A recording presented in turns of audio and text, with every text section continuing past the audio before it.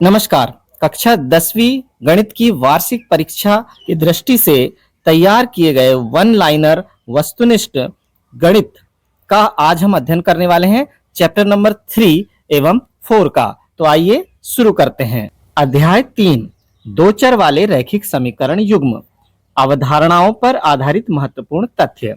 दो चर वाले रैखिक समीकरण युग्म को प्रदर्शित करने वाला मानक रूप a1x धन b1y धन c1 बराबर 0 और a2x धन b2y धन c2 बराबर 0 है, जहां x और y चर हैं और a1 b1 c1 जो पहले समीकरण में गुणांक हैं और a2 b2 c2 दूसरे समीकरण के गुणांक हैं। दो चर वाले रैखिक समीकरण युग्म का हल एक ऐसा बिंदु होता है जो कि युग्म की दोनों रेखाओं पर स्थित होता है। बच्चों, जैसे ये पहली रेखा है, दूसरी रेखा है, दोनों रेखाओं पर स्थित बिंदु यहाँ पर कौन है? उभयनिष्ठ बिंदु, कटान बिंदु है, तो वही उनका हल होता है। रैखिक युग्म की रेखाएं एक बिंदु पर प्रतिच्छेद करती हैं, तो इस स्थिति में समीकरण युग्म का अद्वितीय हल होता है। एक ही बिंदु पर यदि ये प्रतिच्छेद कर रही हैं तो यह क्या कहलाएगा? एक अद्वितीय हल होगा। एक रैखिक समीकरण युग्म जिसका हल होता है रैखिक समीकरणों का संगत युग्म कहलाता है। यदि दो रेखाएं एक दूसरे को किसी एक बिंदु पर प्रतिच्छेद कर रही हैं या दोनों रेखाएं संपाती हैं, देखिए दोनों रेखाएं संपाती हैं, तो हम कहेंगे कि रैखिक समीकरण के युग्म संगत हैं। संपाती की स्थिति नीचे दी गई है। रैखिक युग्म की रेखाएं संपाती होती हैं, तो इस स्थिति में समीकरणों के अपरिमित रूप से अनेक हल होते हैं, क्योंकि पहली रेखा के ही संपाती दूसरी रेखा होती है ना, इसलिए अनेक हल होते हैं। एवं इस युग्म को दो चर वाले रैखिक समीकरणों का आश्रित युग्म कहते हैं। तो देखिए, रैखिक समीकरण का आश्रित युग्म सदैव संगत होता है। संगत तो है ही है, साथ में आश्रित भी है, क्योंकि एक हल नहीं है, अनंत हल है। तो हम कहेंगे कि अनंत हल की जो स्थिति है उसमें रैखिक समीकरणों युग्म के हल जो हैं वो संगत के साथ साथ आश्रित भी होते हैं। आगे है, दो चर वाले रैखिक समीकरण युग्म की रेखाएं समांतर होती हैं, तो इस स्थिति में समीकरणों का कोई हल नहीं होता। जब दोनों रेखाएं एक दूसरे से मिल ही नहीं रही हैं, एक दूसरे के समांतर हैं, तो हम कहेंगे इस स्थिति में रैखिक समीकरण युग्म का कोई भी हल नहीं होगा।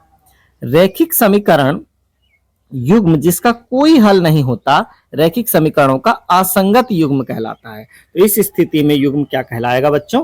असंगत कहलाएगा। तो हम समझ गए कि एक अद्वितीय हल की स्थिति में और कोई अनंततः अनेक हल की स्थिति में संगत होता है और कोई हल नहीं की स्थिति में असंगत होता है। तो युग्म असंगत कब होगा? जब कोई हल नहीं की स्थिति यानी दोनों रेखाएं समांतर हैं, तो युग्म असंगत होगा। और संगत कब होगा? जब दोनों रेखाएं एक दूसरे को प्रतिच्छेद कर रही हैं या दोनों रेखाएं संपाती हैं, तो युग्म संगत होगा। लेकिन हम देखते हैं कि अनंततः अनेक हल की स्थिति मतलब दोनों रेखाएं जब संपाती होती हैं तो युग्म आश्रित एवं संगत होता है। अब रैखिक समीकरण युग्म के बारे में यहाँ देखिए बच्चों, क्या दिया हुआ है। यहाँ पर व्यापक रूप दिया हुआ है। व्यापक समीकरण a1x धन b1y धन c2 बराबर 0, a2x धन b2y धन c2 बराबर 0 में निम्न स्थितियां उत्पन्न हो सकती हैं। जब a1 बटे a2 बराबर नहीं है b1 बटे b2 के, तो इस स्थिति में रैखिक समीकरण युग्म संगत होता है एवं समीकरणों का एक अद्वितीय हल होता है तथा रेखाएं प्रतिच्छेदी होती हैं।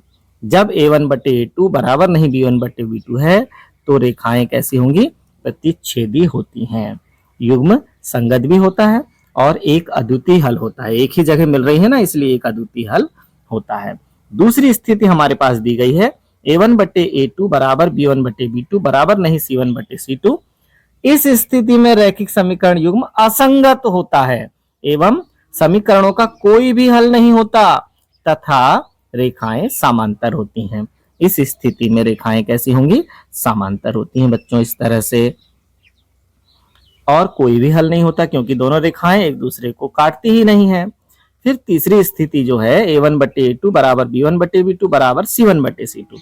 इस स्थिति में रैखिक समीकरण युग्म आश्रित संगत होता है एवं समीकरणों के अनंत हल होते हैं तथा रेखाएं संपाती होती हैं। आश्रित होता है, संगत होता है।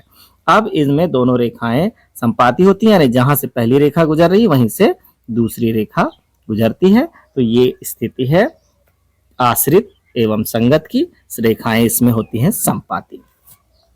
आगे देखिए, रैखिक समीकरण युग्म के ग्राफीय विधि द्वारा हल में दोनों समीकरणों को ग्राफ में प्रदर्शित कर उनके प्रतिच्छेद बिंदु के निर्देशांक ज्ञात करते हैं, जो कि समीकरण युग्म कहलाता है। तो ग्राफ में जब हम प्रतिच्छेद करते हैं, ग्राफ में प्रदर्शित करते हैं जब हम रैखिक समीकरणों को, तो यदि दोनों रेखाएं एक दूसरे को प्रतिच्छेद करती हैं तो एक अद्वितीय हल होता है, दोनों रेखाएं समांतर होती हैं तो कोई हल नहीं होता, और दोनों रेखाएं संपाती होती हैं तो अनंततः अनेक हल होते हैं। तो ठीक है बच्चों, यह चैप्टर 3 यहां पर समाप्त होता है। चैप्टर 4 लेते हैं हमारा द्विघात समीकरण। तो अवधारणाओं पर आधारित महत्वपूर्ण तथ्य लेते हैं द्विघात समीकरण के। जब हम द्विघात बहुपद को शून्य के तुल्य कर देते हैं तो हमें द्विघात समीकरण प्राप्त होता है। द्विघात बहुपद को जब हम शून्य के तुल्य कर देते हैं तो क्या प्राप्त हो रहा है? द्विघात समीकरण प्राप्त होता है। यदि px घात 2 का एक बहुपद है तो समीकरण px बराबर 0 एक द्विघात समीकरण होता है। देखिए, हमने बहुपद को शून्य के बराबर किया तो वह क्या बन गया? द्विघात समीकरण बन गया। इसका देखिए व्यापक रूप यहाँ दिया हुआ है, ax वर्ग धन bx धन c बराबर 0, जहां a b c वास्तविक संख्याएं हैं तथा x वर्ग का जो गुणांक है a वह शून्य के बराबर नहीं होना चाहिए। यह द्विघात समीकरण की शर्त है। तो द्विघात समीकरण के कुछ उदाहरण नीचे दिए गए हैं। देखिए, x square minus 3x minus 10 is equal to 0। यहाँ पर देखिए एक्स वर्ग का गुणांक एक है मतलब शून्य के बराबर नहीं है। यहाँ पर देखिए एक्स वर्ग का गुणांक 2 है, यहाँ एक्स वर्ग का गुणांक 2 है, यानी ये सभी क्या है? द्विघात समीकरण है। द्विघात समीकरण के हल के बारे में यहाँ देखिए, गुणनखंड विधि से जब आपको हल करना है तो a x वर्ग धन b x धन c में a बराबर नहीं 0 को दो रैखिक गुणांकों में गुणनखंड करके प्रत्येक गुणक को शून्य के बराबर करके हल प्राप्त करते हैं तो द्विघात समीकरण के मूल प्राप्त होते हैं। जब हमारे पास द्विघात समीकरण है और उसको हमें दो गुणांकों में अलग अलग बांटना है, दो गुणनखंड करना है और फिर उन गुणनखंडों को शून्य के बराबर लेते हैं तो द्विघात समीकरण के मूल प्राप्त होते हैं। यही द्विघात समीकरण के हल हैं। यहाँ पर देखिए नीचे एक द्विघात समीकरण दिया हुआ है, 2x square plus x minus 300 is equal to 0। तो यहाँ पर इसके दो गुणनखंड हमें प्राप्त हो गए। दोनों गुणनखंडों को अलग अलग शून्य के बराबर लेने पर पहला हल x बराबर 12 प्राप्त हुआ और दूसरा हल x बराबर ऋण 25/2 प्राप्त हुआ। बच्चों, अब सूत्र विधि से हल क्या है? देखिए, श्रीधराचार्य द्वारा द्विघात समीकरण x वर्ग धन bx धन c बराबर 0, जिसमें a शून्य के बराबर नहीं है, को हल करने के लिए सूत्र प्रतिपादित किया, जिसे द्विघाती सूत्र कहते हैं। तो यहाँ पर देखिए द्विघात सूत्र लिखा हुआ है, x बराबर क्या है? ऋण b धन ऋण अंडर रूट b वर्ग ऋण 4ac पूरे के बटे 2a। तो यहाँ पर एक उदाहरण दिया हुआ है जिसको हमें सूत्र विधि से हल करना है।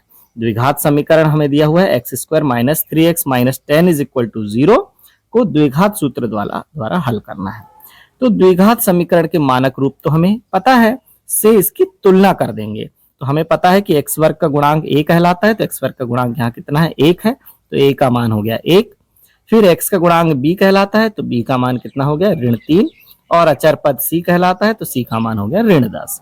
इन मानों को जब हम द्विघाती सूत्र में रखेंगे तो हमें एक बार धन चिन्ह लेंगे, एक बार ऋण चिन्ह लेंगे, तो हमें दो आंसर प्राप्त हो जाएंगे। ये देखिए x बराबर 5 और x बराबर ऋण 2। इस तरह से बच्चों द्विघाती सूत्र से हमें किसी सवाल का हल करना होता है। आगे है द्विघात समीकरण का विविक्त कर ज्ञात करना।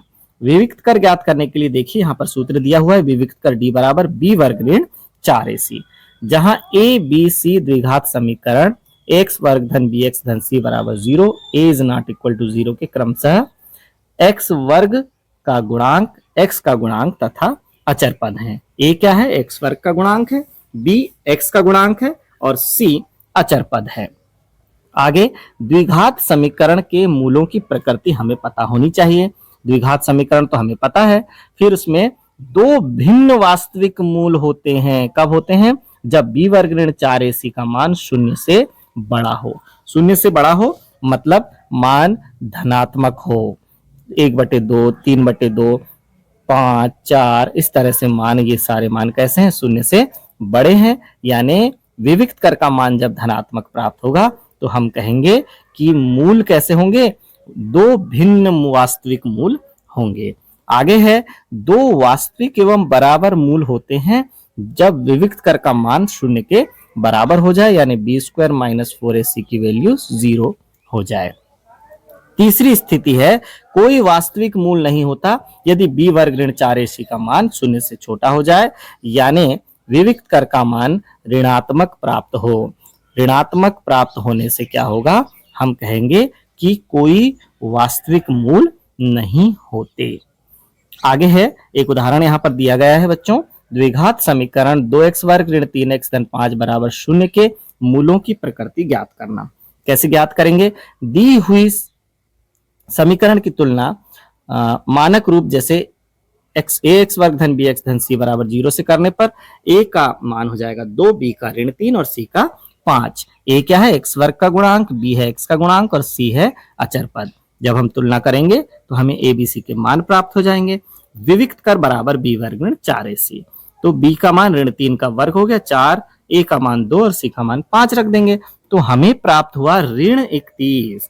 तो ऋणात्मक मान प्राप्त होने पर क्या हो रहा है, कोई वास्तविक मूल नहीं होते, तो हम बोल देंगे कि द्विघात समीकरण के कोई वास्तविक मूल नहीं होंगे। इस तरह से हम विविक्त कर से द्विघात समीकरण के मूलों की प्रकृति का पता कर सकते हैं बच्चों।